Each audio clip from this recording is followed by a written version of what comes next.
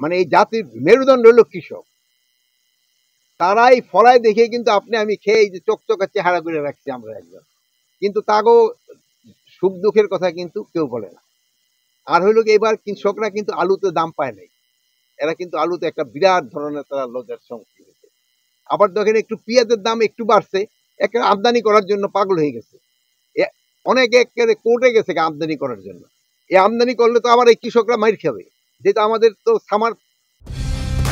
Colour expert, George sap এবং mild on hands technology সমৃদ্ধ Orix crystal wash আপনার laundry expert.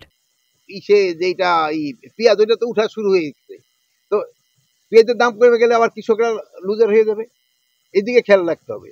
আর আপনারা ভাই একটু আরো খেয়াল রাখবেন, যেমন এবার সবজি খুব ভালো হয়েছে। আগে বলতেন যে 70 টাকার নিচে সবজি পাওয়া যায় না, আবার গতবার বলতেছেন যে 50 টাকার নিচে সবজি পাওয়া যায় না। 50 টাকা কিন্তু একটা রিজনেবল দাম, কৃষকের তো প্রোডাকশনে খরচ আছে।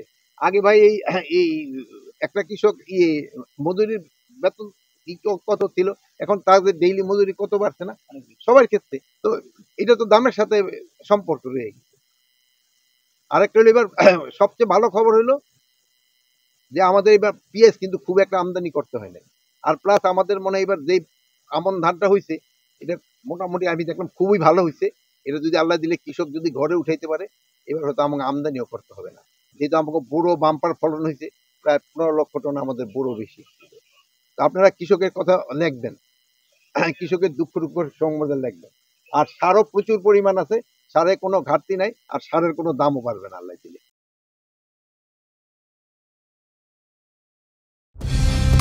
কালার এক্সপার্ট, জর্জ স্যাপ এবং মাইল্ড অন হ্যান্ডস টেকনোলজি সমৃদ্ধ অরিক্স ক্রিস্টাল ওয়াশ আপনার লন্ড্রি এক্সপার্ট।